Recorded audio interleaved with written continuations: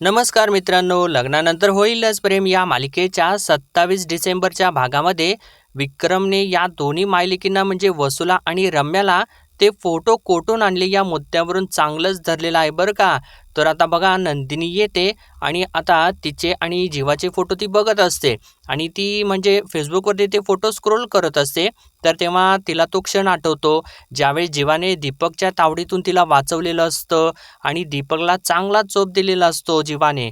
आणि त्यानंतर तो क्षण सुद्धा आठवतो ज्यावेळेस जीवाने तिला पहिल्यांदा गजरा घेऊन दिलेला असतो आणि तिच्या केसांमध्ये सुद्धा तो माळलेला असतो आणि ती असंच आता ते सगळं काही फोटो स्क्रोल करत असते.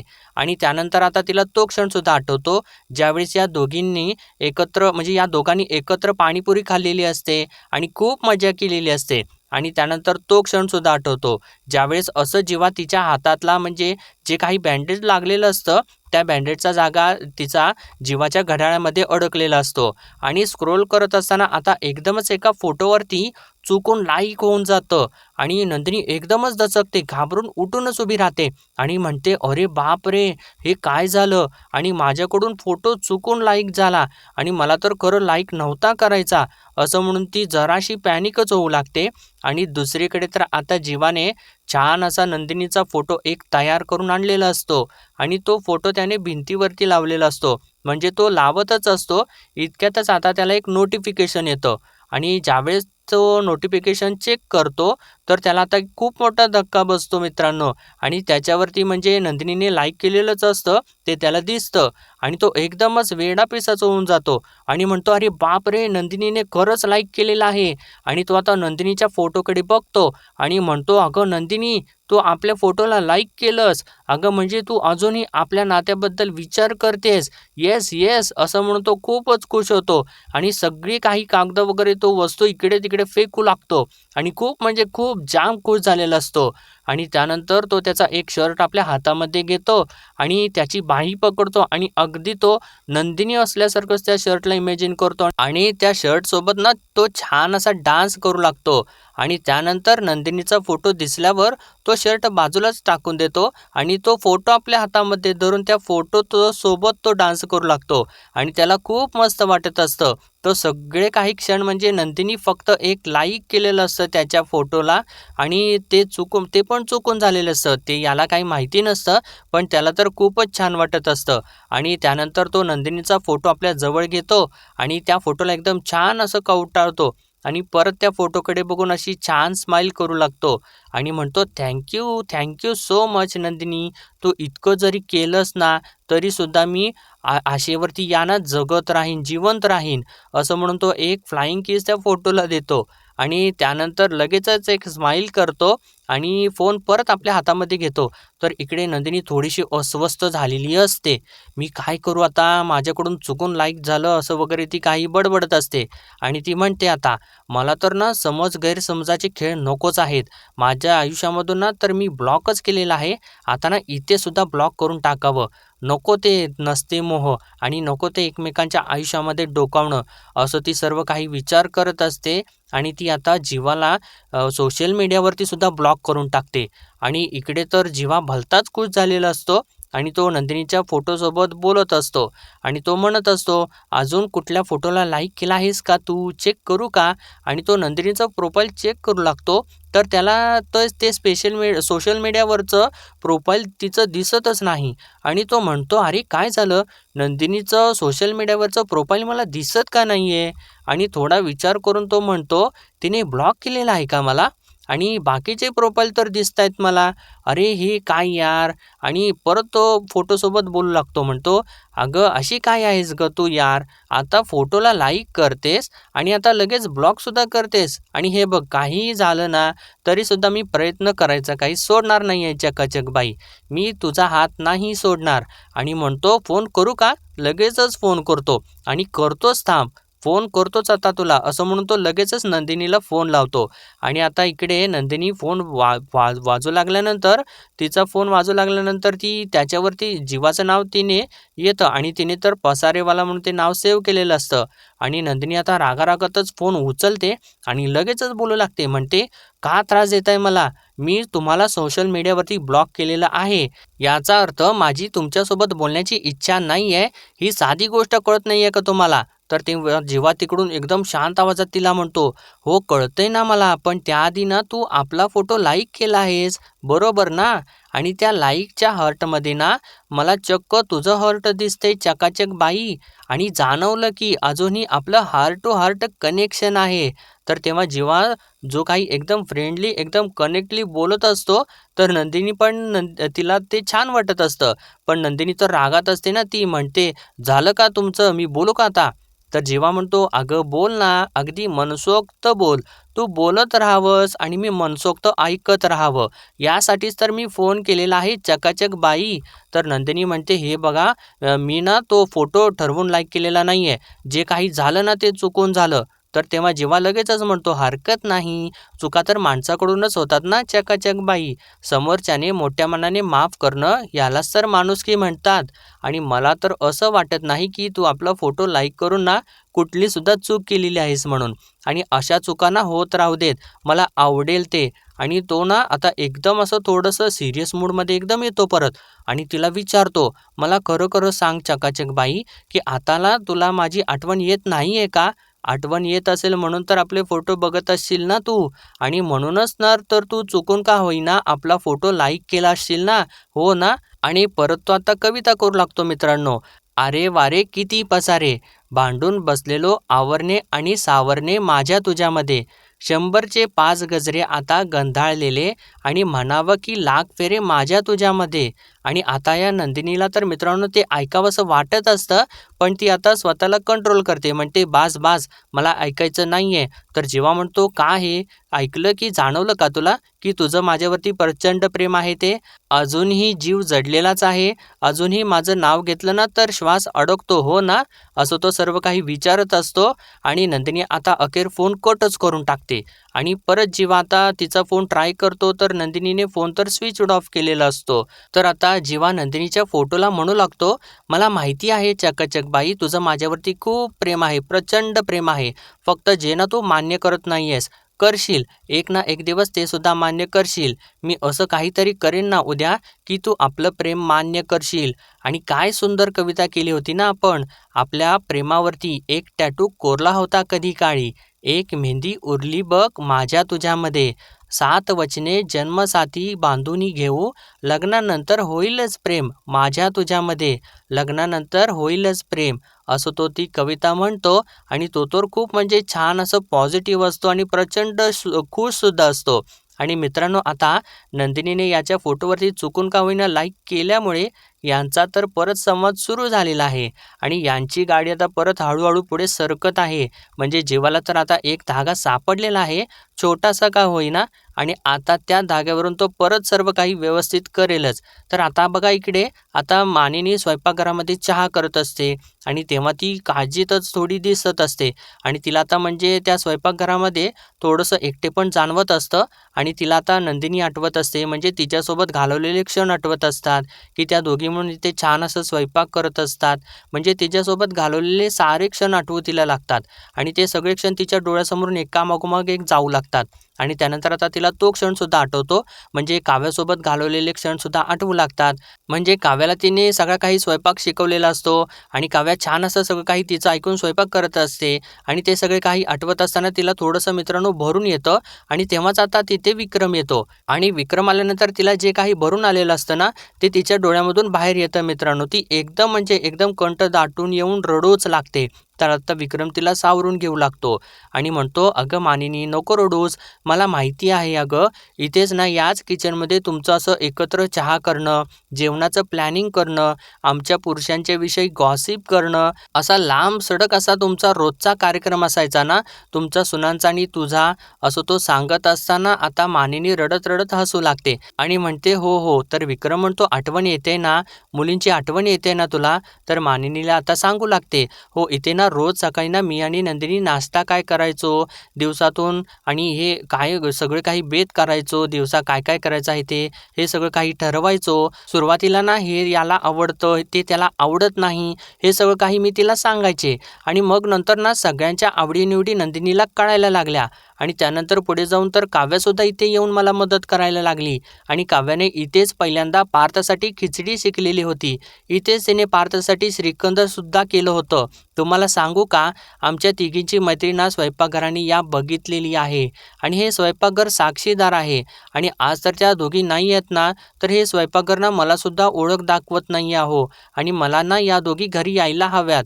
असं ती सर्व काही बोलत असताना विक्रम तर तिला छान असा धीर देत असतो आणि तिला खूप सावरून घ्यायचा प्रयत्न करत असतो तो आणि तिला तो म्हणतो, "हो, हो, होणार, सगळं काही व्यवस्थित होणार. तू थोडंसं शांत हो." आणि "असं काय गं मानिनी, तू कायम मला विश्वास देतेस ना आणि मी जरी छोट्या-मोठ्या वादळाने खचून गेलो ना, तरीसुद्धा तुझी मुळं छान अशी घट्ट रोवलेली, रुजलेली असतात आणि तू अशी हार मानू नकोस आणि जर तुझं तुझं हे हार मानणं ही ना माझी सगळ्यात मोठी हार असेल, लक्षात ठेव."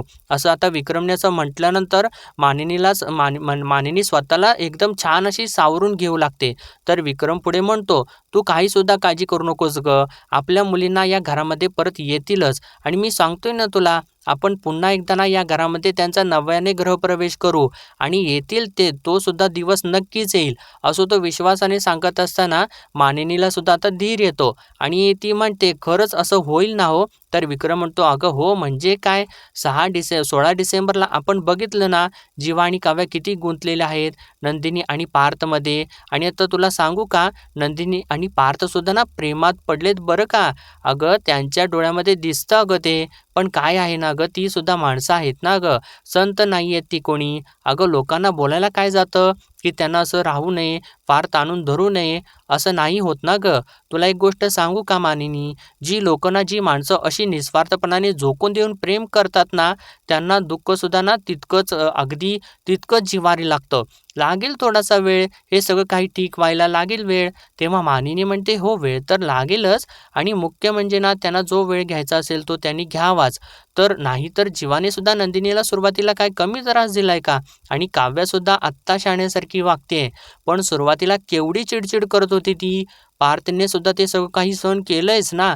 प्रत्येक माणूस वेगळा असतो, हे प्रत्येकाने एक्सेप्ट करायला हवं. संसाराचं सुद्धा ना सुख-दुःखाचं चक्र असतं आणि ते कसं फिरत राहतं. म्हणजे सुरुवातीला जीवा काव्य जिथे होते ना, तिथेच आता नंदिनी आणि पार्थ आहेत. पण होईल सगळं काही नीट." तर विक्रमसुद्धा म्हणतो, "हो, हो, अगं नक्कीच बदलणार." तर मानिनी म्हणते, "तोपर्यंत ना मी माझ्या दोन्ही लेकींना मिस करत राहीन, वाट बघत राहीन त्यांची." असं म्हणून ती हसते आणि विक्रमसुद्धा हसतो आणि म्हणतो, "बरोबर, हेच तर करायचं आहेस तू. आणि तुला सांगू का मानिनी, आपल्या मुलींनी घर सोडलेलं असलं ना, तरी हे घर त्यांना विसरलेलं नाही आहे. इथल्या माणसांची ना त्या अजूनसुद्धा काळजी करतात. आणि तुला सांगू का, आज सकाळीच ना मला सुनबाई 2चा मेसेज आलेला आहे." असं म्हणून तो आता मोबाईल घेऊन मानिनीला मेसेज दाखवू लागतो आणि त्या मेसेजमध्ये लिहिलेलं असतं. ते सगळं काही तो आता वाचून दाखवतो. नंदिनीने त्याला पाठवलेलं असतं, की "बाबा सकाळच्या गोळ्या घेतल्यात का?" तर मानिनी विचारते, "अरे बापरे! ही कोण, नंदिनी का? तिचा नंबर तुम्ही सुनबाई 2 म्हणून सेव्ह केलायत? असं कोण करतं हो?" तर तेव्हा विक्रम म्हणतो, "अगं देशमुखांचा पॅटर्न आहे तो." तर असं त्यानं म्हटल्यानंतर मानिनी तर हसूच लागते. तर विक्रम पुढे सांगतो, "आणि सुनबाई एकचा तर मला चक्क फोनच आलेला होता आणि मला म्हणाली, की मांजर त्याच्या बोक्यासाठी काहीतरी सरप्राईज गंमत पाठवणार आहे म्हणून आणि ती गंमत ना बोक्याला दाखवा आणि मग तो कसा रिॲक्ट होतोय ना, ते तुम्ही बघा आणि मग मला सांगा." असं म्हटल्यानंतर तर आता मानिनी खुश होते हां. आणि तर विक्रम म्हणतो, "तुला सांगू का मानिनी, जोपर्यंत असे हे नात्यामधले प्रयत्न सुरू राहणार ना, तोपर्यंत जगामध्ये संसार शाबूत राहणार." तर मानिनी म्हणते, "हो, तुम्ही जे बोलताय ना ते अगदी खरं आहे." तर विक्रम तिला म्हणतो, "बरं ठीक आहे, चला आता तू सासूबाईंच्या भूमिकेतून जरा काही दिवस ब्रेक घेतला आहेस ना, तर विक्रमची बायको म्हणून आज काय ब्रेकफास्ट करणार आहेस?" असं तो विचारतो आणि थोडासा माहोल चेंज करायचा प्रयत्न करतो. म्हणजे इथे सुद्धा आता सगळं काही पॉझिटिव्ह होताना दिसत आहे मित्रांनो. म्हणजे मानिनी दुःखी झालेली असते तर तेव्हा विक्रम येऊन छान असं 2 गोड बातम्या सांगून तिला खुश करून टाकतो. तर आता इकडे वसू बसलेली असते आणि तेव्हा रम्या तिच्यासाठी बर्गर घेऊन येते. तर तेव्हा वसूने ते बघितल्यानंतर ती म्हणते, "अरे बापरे! बर्गर?" तर रम्या तिला म्हणते, "हो, माझ्या स्पेशल आईसाठी स्पेशल बर्गर आणि हा घे, एन्जॉय कर," असं तिला म्हणते. तर तेव्हा ती असं बोलत असताना तिला ती बेब्स असं म्हणते. तर तेव्हा वसू तिला एक फटका मारते आणि म्हणते, "अगं तू मला बेब्स म्हणतेस? अगं मी आई आहे ना तुझी, विसरलीस का?" तर रम्या तिला म्हणते तिच्यावरती ती म्हणजे खूप प्रेम करत येत असतं तिला आणि म्हणते, "अगं कशी पण तू माझी लाडकी आई आहेस ना आणि म्हणून मी आजपासून तुला बेब्स असंच म्हणणार आहे." तर वसू म्हणते, "अगं कौतुकाची टाकी ना ती अशी मला ओव्हरफ्लो होत असताना दिसते बरं. मला सांग आता काय स्पेशल हे स्पेशल बर्गर आणण्याचं मागचं काय कारण आहे? काय स्पेशल कारण आहे सांग बरं?" तर रम्या आता एवढ्याशा गोष्टीवरून खुश झालेली असते आणि ती म्हणते, "मी ना आणि पार्थने आज गच्चीवरती एकत्र वॉक केलं." तर वसू तिला म्हणते, "हो का? आणि वॉक केल्यानंतर तू बर्गर खातेस?" तर रम्या म्हणते, "अगं आई, पण मी काय सांगते ते जास्त महत्त्वाचं आहे ना." तर वसू म्हणते, "बरं, बरं, असू दे, ठीक आहे, सांग काय केलंस गच्चीवरती?" तर रम्या म्हणते, "काय झालं ना, पहाटे उठून मी पार्थच्या रूमकडे गेले, म्हणजे तो काय करतोय ते बघायला. पण दरवाजा असा लोटलेला होता आणि तो उघडून बघते तर काय, पार्थ असं ती म्हणत असताना वसू पुढेच म्हणते, "पार्थात रडत बसलेला होता का?"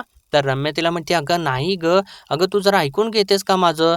तर वसू हसूच लागते आणि म्हणते तिला म्हणते, "बरं, बरं ठीक आहे, ऐकते, ऐकते. काय झालं सांग?" तर तेव्हा रम्या म्हणते, "अगं तो ना तिथे नव्हताच. मग ना मी त्याला सगळीकडे शोधलं आणि सगळीकडे शोधल्यानंतर फायनली ना तो मला असं ती बोलत असताना वसू पुढं म्हणते, हां, म्हणजे तिला अर्ध्यातच थांबून ती म्हणते, "तो गच्चीवरती सापडला ना तुला?" तर ही वेडी रम्या म्हणते, "अगं पण तुला कसं काय माहिती आई?" तर वसू तिला म्हणते, "अगं बावळट कुठली, मगाशी तूच म्हणालीस ना, की तू आणि पार्थ गच्चीवरती वॉक करत होता आणि तू आहे ना हे बर्गर खाण्याऐवजी ना बदाम खा बदाम." तर रम्या तिच्याकडे वसूकडचं म्हणजे ते वसूकडं जे बर्गर असतं ते काढूनच घेते आणि म्हणते, "राहू देत, राहू देत. ते बर्गर तू खाऊच नकोस. कशाला खातेस? मीच खाते." असं म्हणून ती थोडीशी चिडते वसूवरती आणि तेव्हा वसू तिची माफी मागू लागते. म्हणते, "सॉरी, सॉरी. परत नाही म्हणणार." असं ती आता तर सांगशील का? आणि बर्गर देशील का?" तर तेव्हा रम्या म्हणते, "मग तू ना माझं व्यवस्थित ऐकायचं ना आणि हे घे बर्गर." असं म्हणून ती तिच्याकडे परत बर्गर देते आणि सांगू लागते, "मी ना वरती गेले आणि तो असा एकटाच उभा होता. तो त्याच्या झोनमध्ये होता आणि मग मी तिथे गेले आणि तेव्हा ती नाटक करत सांगू लागते. म्हणते, काव्याने ना माझा असा हात पिरगाळलेला होता ना, मग मी असं माझा हात दुखतोय वगैरे असं नाटकच केलं." असं सांगितल्यानंतर वसू हसू लागते. तर रम्या पुढे सांगते आणि मग त्याने ना "अगं माझ्या हाताची एक्सरसाइज करून घेतली आई आणि अगं किती वर्षानंतर त्याने माझा हात असं हातात घेतला. एक्सरसाइज त्या निमित्ताने का होईना त्याने माझा हात पकडला. हाताला माझ्या स्पर्श केला त्याने. यावरून तुझी एक गोष्ट लक्षात येते का आई? त्याला ना माझ्या हाताची काळजी वाटली, माझी काळजी वाटली. आता ना त्याला या वाटणाऱ्या काळजीचं ना मला प्रेमामध्ये रूपांतर करायचं आहे." मग झालं. तर वसू आता तिला त्या विचारातून थोडंसं बाहेर काढत म्हणते, "रम्या हे जे काही सगळ्याला ऐकायला छान वाटते ना, पण तू ना एक गोष्ट विसरलेली आहेस ती मांजर. तुझा हात ना ही स्वप्न जी बघतेस ना तू, ती स्वप्न पूर्ण होऊ देणार नाहीये ती. काल तू बघितलं नाहीयेस का तिचं रूप? आणि तू आणि पार्थच्या मध्ये कशी आली होतीस ना, तेव्हा ती कशी वचकन तुझ्या अंगावरती आली होती. हात पिरगाळलेला होता तुझा आणि तुला खरं सांगू का रम्या, मला ना खरंच तिचं कधी-कधी ना तिची खूप भीती वाटते." तर रम्या म्हणते, "अगं आई, आपण जर घाबरलो ना, तर ती आणखीन घाबरवत राहील आपल्याला. स्वतःला बोक्याची मांजर समजते ना ती काव्या आणि जर समजते ना मांजर असेल ना ती ही रम्या ना वाघीण आहे वाघीण." असं ती एकदम कॉन्फिडेंटली बोलत असते. आणि पुढं म्हणते, "आता ना मी तिला पार्थच्या आसपास सुद्धा फिरकूच देणार नाही आई. काल आली होती ना ती घरामध्ये, पण आता ना मग तिला इकडे येऊच देणार नाही. मी वॉचमनला सुद्धा सांगून तसं सांगून ठेवते. आणि तू एक काम कर आई, तू ना मामाकडे पार्थच्या डिव्होर्सचा आणि माझ्या लग्नाचा विषय काढ." असं ती बोलत असताना वसू तिला एक फटकाच मारते. म्हणते, "अगं उतावळी नवरी, अगं रम्या घाई करू नकोस. आता ना सगळं काही आपल्या मनासारखं झालेलं आहे ना, मग आता योग्य संधीची वाट बघायची. वर्षाच्या शेवटीचा ना आपल्या या चौघांचं नातं तुटण्याने झालेलं आहे ना. नवीन वर्षाची सुरुवात ना तुझं आणि पार्थचं लग्न होण्याने आणि तुमच्या दोघांचं नातं जोडण्याने व्हायलाच पाहिजे." असं तिने बोलल्यानंतर आता तर रम्या भलतीच खुश होते आणि या दोघी आता नवीन वर्षाची सुरुवात तर हिच्या लग्नानं करायचं स्वप्न बघत असतात आणि नेहमीप्रमाणे ते स्वप्न धुळीला तर मिळणारच आहे मित्रांनो. पण यांना तर खुश व्हायला काय जातंय. तर आता अशातच ना त्यांनी आजचा भाग इथे संपवलेला आहे आणि पुढील भागामध्ये आता आपण पाहणार आहोत. इकडं आता या म्हणजे देशमुखांच्या घरी मानिनी, विक्रम आणि जीवा मिळून भन्नाट असा प्लॅन करतात. म्हणजे जीवा एकदम खोकल्याचं नाटक करत असतो आणि मानिनी आता नंदिनीला फोन लावते आणि तिला सांगते, "अगं जीवाला ना अगं बरं नाहीये वाटत गं, तू जरा येतेस का? त्याला जरासं बरं वाटेल." तर तेव्हा जीवा इकडे म्हणत असतो, म्हणजे इशारा करत असतो मानिनीला, "माझ्याकडे फोन दे ना, माझ्याकडे फोन दे ना आई." तर इतक्यातच इकडून नंदिनी म्हणते, "खरं तर ना मी येणारच होते तिकडं, जीवांना मला भेटायचं होतं." असं ती सांगते, पण तिचा उद्देश काही वेगळाच असतो. जीवाला भेटण्यासाठी ती नाही का काल काउन्सिलरला म्हणालेली असते, की मी त्यांना कन्व्हिन्स करेन भेटून, मनवेन त्यांना डिव्होर्ससाठी. आणि आता मगाशी विक्रमला काव्याने सांगितलेलं नसतं का, की ही मांजर बोक्यासाठी एक सरप्राईज पाठवणार आहे आणि आता ते सरप्राईज बघितल्यानंतर बोक्याची काय रिॲक्शन होते ते मला फोन करून सांगा. आणि आता नेमकं तेच इथे होतं. काव्याने पार्थसाठी एक सरप्राईज गिफ्ट पाठवलेलं असतं आणि तेव्हा एक डिलिव्हरी बॉय ते पार्सल घेऊन येतो आणि पार्थ देशमुख इथेच राहतात का असं पार्थलाच विचारतो. तर तेव्हा पार्थ म्हणतो, "हो, मीच पार्थ देशमुख आहे." तर तेव्हा तो डिलिव्हरी बॉय म्हणतो, "तुमचं पार्सल आलेलं आहे." तर पार्थ म्हणतो, "पण मी काही पार्सल मागवलेलं नाहीये." तर आता तेव्हा काव्याने ते डिलिव्हरी बॉयसोबत एक व्हॉईस नोटसुद्धा पार्थसाठी पाठवलेली असते आणि त्याच्यामध्ये ती बोलत असते, की "तुम्ही डिलिव्हरी बॉय म्हणून आमच्या घरी रेड वेल्वेट पेस्ट्री घेऊन आलेला होता. मग आज माझ्याकडून एक छोटीशी ट्रिक असं समजा आणि घ्या ना ती पेस्ट्रीज." म्हणजे काव्याने त्याच्यासाठी तीच रेड वेल्वेट पेस्ट्रीज पाठवलेली असते आणि ती आता प्रयत्न छान करत असते, की पार्थसोबत परत कनेक्ट व्हायचा. आणि आता दुसरीकडे या दोघी मायलेकी यांचा संसार तोडायच्या तयारीत असतात. तर तेव्हा विक्रम आता या दोघींच्यावरती चांगलं ओरडत असतो जोरजोराने, "तुम्हाला आमच्यामध्ये बोलायची, पळापळ करायची काहीच गरज नाहीये." आणि मी तर म्हणेन उलट बरंच झालं की यांचा ना हा भूतकाळ असा सगळ्यांच्या समोर आला ते बरंच झालं एका अर्थी. आणि तेव्हा तर तो मुद्दा उपस्थित करतो विक्रम, जे इतके दिवस सगळ्यांच्यापासून म्हणजे सगळ्यांच्या डोक्यात आलेलंच नसतं. आणि तो म्हणतो मानिनीला विचारतो, "मला एक गोष्ट कळत नाहीये, पण हे त्या दोघांचे फोटो सगळ्यांच्या समोर आलेच कुठून?" आणि असं त्याने मुद्दा उपस्थित केल्यानंतर इकडे या दोन्ही मायलेकींना तर खूप मोठा धक्का बसतो आणि तेव्हा तिथे जीवासुद्धा असतो आणि मानिनीसुद्धा असते. तर विक्रमने असं म्हटल्यानंतर वसू आणि रम्या चांगलेच दचकतात आणि त्यांना तर भीती वाटू लागते, की हे सगळं काही प्रकरण आता आपल्या अंगाशी येतंय की काय? तर मित्रांनो, आता विक्रम या सगळ्या प्रकरणाच्या मुळाशी जातो की काय हे तर आपल्याला येणाऱ्या एपिसोडमध्ये कळेलच. पण जर समजा तो या प्रकरणाच्या मुळाशी गेला तर या दोघींची काही खैर नाहीये मित्रांनो, हे मात्र खरं आहे. तर मित्रांनो, असेच डेली अपडेट पाहण्यासाठी आपल्या चॅनलला सबस्क्राईब करा.